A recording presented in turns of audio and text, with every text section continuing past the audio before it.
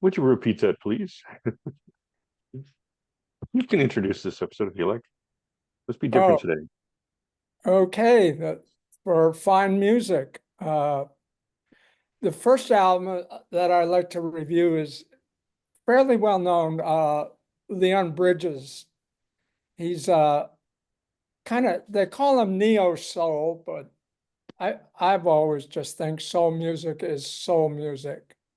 Uh, this album harkens back to his first release, Coming Home, that style, laid back, singing smoothly.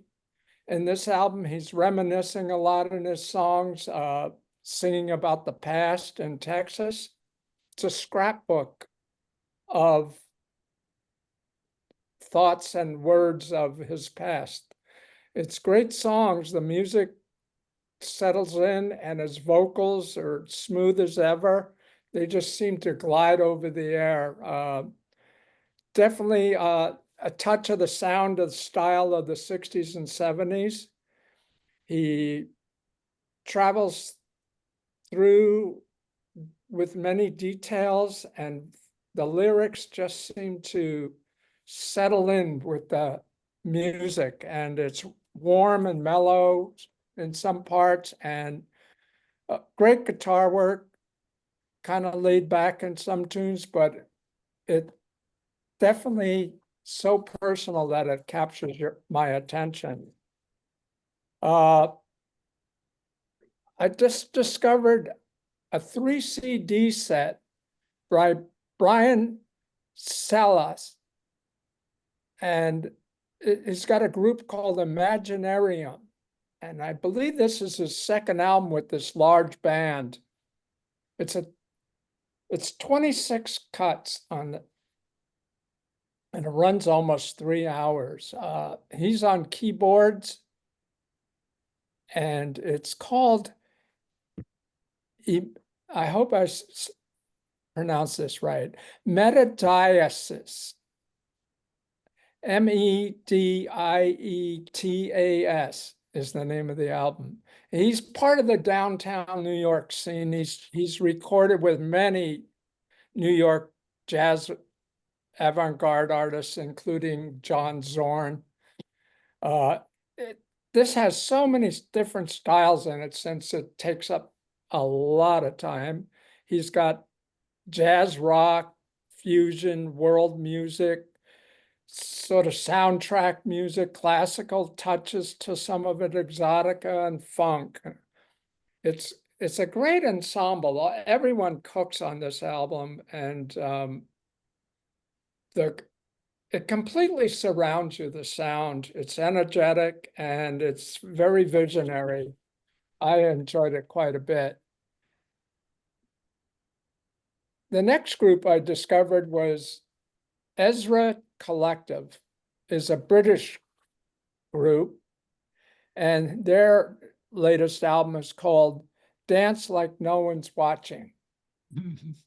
And it's a thumping, upbeat dance, backbeat, jazz fusion album. It's a 5-piece band. It's got a few vocals on it, even a rapper. It's organic and enthusiastic playing on it. Has some great tunes, Hear Me Cry, and many others. It's powerful and very soulful album. And it introduced me to a vocalist, Olivia Dean. So Olivia, I looked up, and she's got an EP out, but her debut album at 24 years old is called Messy.